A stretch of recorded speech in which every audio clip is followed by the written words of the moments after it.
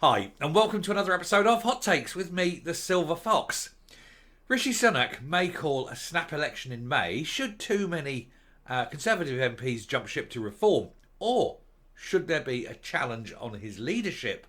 He may think that since he's probably going to lose the leadership challenge anyway, he may as well go to the people and make it final for whoever challenges them, not give them enough time to have any fight back. It's a very petulant sort of thing to do, but he's a very petulant little man in both respects. Although it's probably, if everything goes according to plan, probably going to be either late October, early November, which gives a little bit of a run-up before the actual election. But the thing is, there's a lot of seats that are very, very close. The very close marginals, and there's some big names in those close marginals, and it would take only a very slender swing for them to go.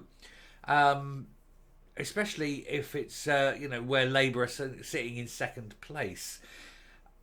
And of course, we're not going to get a little swing. We're likely to get a major swing to Labour. So there's going to be a lot of seats going. There's going to be some big names running to the hills, which is why, of course, so many Tory MPs have announced that they're retiring at the election.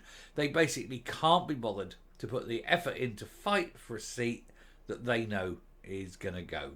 We're going to take a look here at some very tight marginals to see where the result is likely to go come the election. Here goes. So, general election 2024, the tightest seats in Scotland where every vote matters to give the SNP a bloody nose. The UK will head to the polls at some point this year with change in the air across Britain. And in Scotland, that could spell bad news for the Nats. It's going to spell, at Westminster, it's going to spell very bad news for the Tories. They know that. That's why there's so many have left. There's a lot of change coming. But that change is going to be a change for the worse for the Nats, regardless of what happens.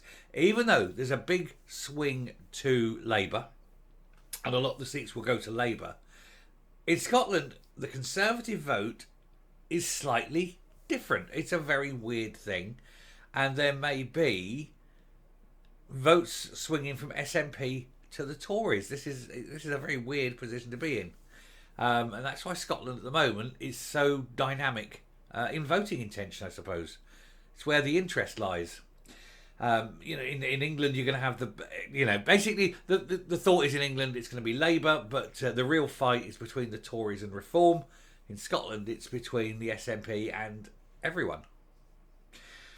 Speculation is building as to when the UK will go to the polls for this year's general election. Rishi Sunak must call a vote before the end of 2024. With late January 2025, the latest it can be held. It will not be held in 2025. It's going to be snap in May. 1 in 10 chance, I think. Or 9 out of 10, it will be last couple of weeks of October, just maybe drifting in first week of November. No later than that, and it certainly won't be in the summer when people are away, and the weather's too nice. Basically, you don't win summer votes. Sitting governments don't do well in summer votes for some reason. But most observers reckon it'll be long before then that the British people are asked to pick a new government. Some commentators reckon we could even be looking at votes within weeks, perhaps, with a May election not out of the question. As I say, it's petulance. Especially if 2 or 3 more Tory MPs go to Reform, or if there's a challenge on Rishi's leadership, he may well decide just to cut the loss and go to the polls.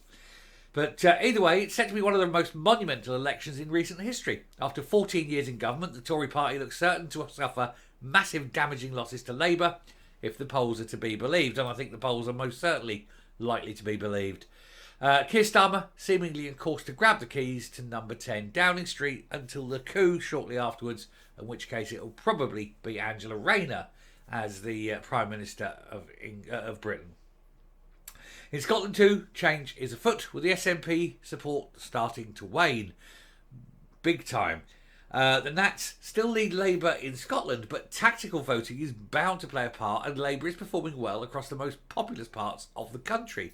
And even though, yes, they are still leading in general in polls, In specific areas, not so much, and they are going to lose seats regardless. It's just a question of how many. And if it's sufficiently high, then it will be the end of Humza Yousaf, regardless of what Humza Yousaf says.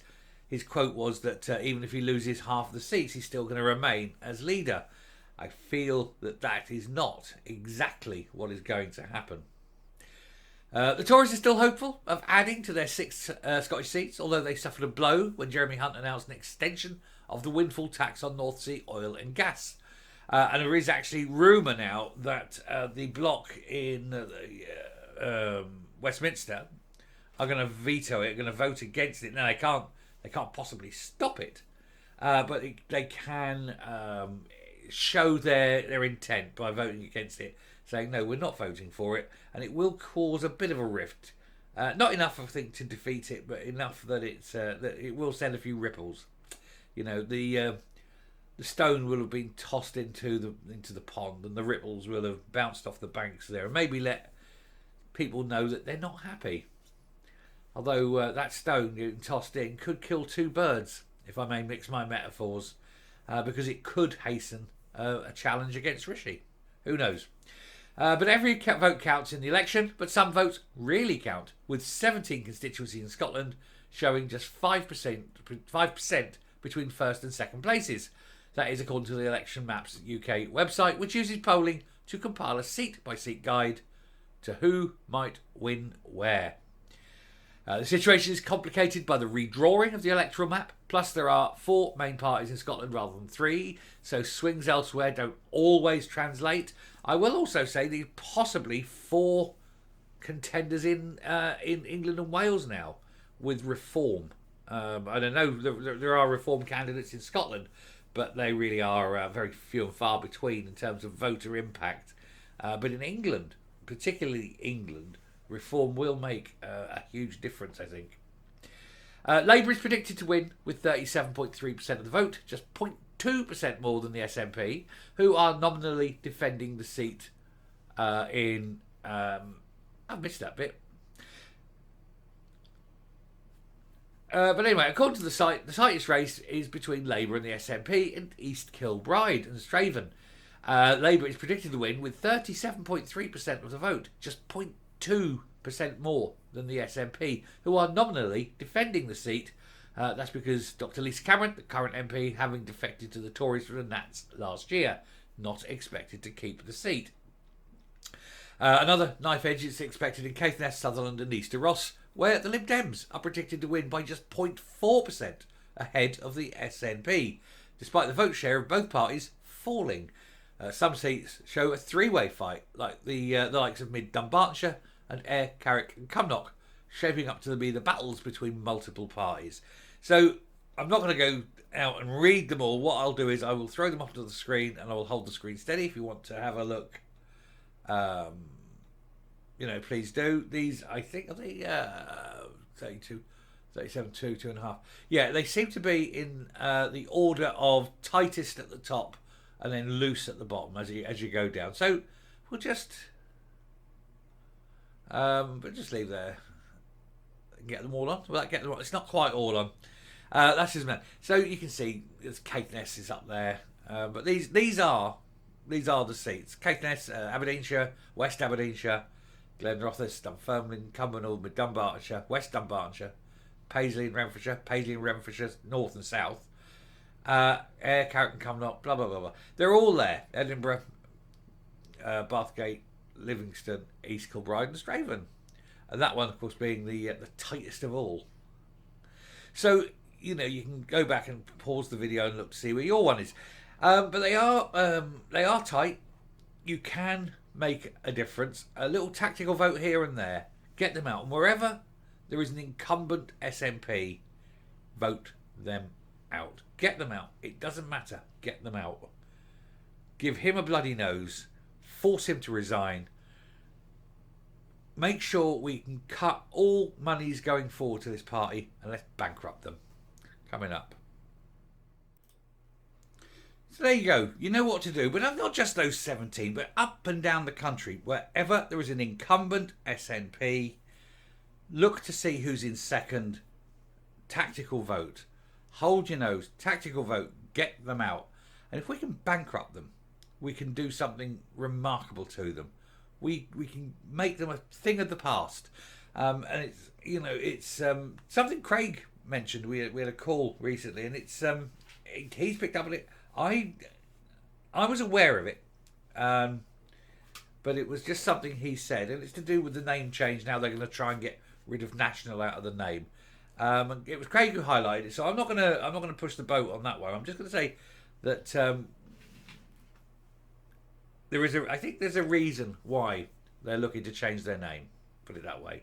But I'll let Craig drop the baby on that one because it was his idea. I'm not going to steal another man's thunder.